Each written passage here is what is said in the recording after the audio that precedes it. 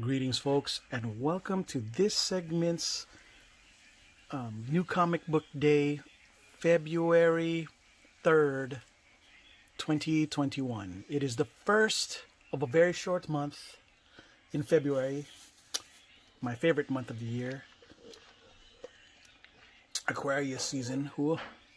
And yeah, well, here's the thing. We're going to be starting off February kind of boring. There wasn't anything that really kind of made me go, you know what, I gotta pick this up. That was outside of the things that I normally collect.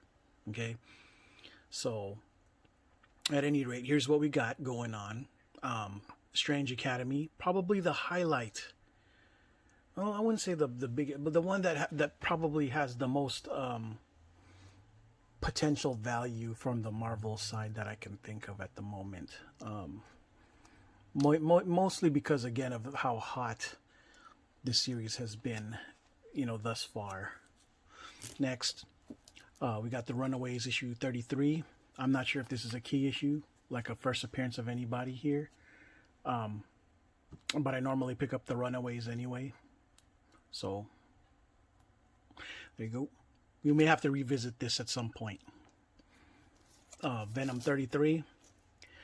Kind of just want to see this, this whole thing end already with Kate's. This is more of a pickup of habit, not really a pickup of joy. Unless unless something crazy happens and Dylan takes over or something, just not really. Whatever's. X Factor is kind of like. The art is probably what's, and the design's probably what's got me kind of like, but yeah, of the X books, I really can't really say much. It's just kind of.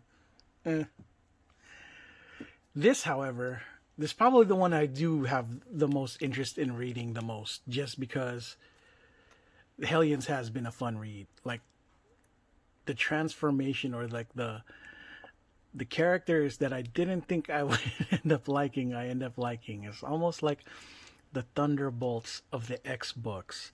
Like I didn't think I was gonna care for Nanny and the Orphan Maker until I read this. And I'm kind of emotionally invested in their adventures. So I think it's kind of funny how this book, out of all the books in the X series, is probably the one that I look forward to the most. Hellions. This is a fun book. Yeah, and again, Nanny and the Orphan Maker. I have a feeling that these characters, yeah, they're probably never gonna be anything dope later on, but because they weren't really that dope back then either. But still, at right now, they're 15 minutes of fame. They're making the most out of it. So yeah, I love it. Now we're going to the independent side. Nomen Omen 11. Remember last week I showed you guys Nomen Omen 11? Well, this was one of the other covers that I normally get all the covers for Nomen Omen. And yeah, this happens to be either the cover A or cover B. And yep, got it. I gonna do vinyl. I mean, mylar therapy one of these days, and you get to see how I display this awesome. Gatefold cover is not the correct word. Wraparound cover, where you can see the face on both sides, kind of situation. Yeah, I'm not sure how many more issues they got for this series. I imagine it might be 10 or 12 issue run. So, yep.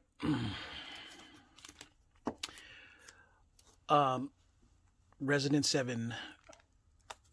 Well, the continuation of like the horror story, sci-fi horror story that's taking place. So it's a total win. Um, yeah, I'm kind of happy that it did continue. Now that I think about it, not a bad cover really. Villainous issue 4. Not gonna lie, the art inside is very, very amateurish, but a part of me, uh, it's kind of scratched that underdog book itch, and yeah, that's why I think that's why I continue to support it, just because of the that if there was the one book that I felt compelled to support based on underdog like circumstances, this is probably it. Okay. Next up, Kanto 2 issue 5. I'm not sure if this is the last issue or not. Because these things don't usually last more than like 5 or 6 issue runs, I believe. So, well, either way, yeah, Kanto, you can't really lose, and they have a new series coming out pretty soon. So this might be the last issue of this series, the Holloman. And yeah, Man's World issue 2. Just because I already started it, I figured, all right, well, let's see it through. There were a couple other AWA books, but I just felt like, man, I don't know, I just wasn't moved to get it. But this one, a little more compelled than the other times. So other than that, this is it. This was it. It was a pretty light week. No super crazy variants that I normally can show off or whatever. But I did pick up this nice Funko Pop Gambit glow in the dark. Yeah, my boy Remy LeBeau. So what's up? Had to add him to my collection. I'm hoping. You know what? I'm a sucker. I'm probably gonna end up just picking up all the '90s versions of these bad boys right here. Rogue. Yeah, this is what's up. Psylocke. I don't know about this. Maybe Archangel. This is not quite the Storm that I remember in the '90s, but this is more like the '80s Storm.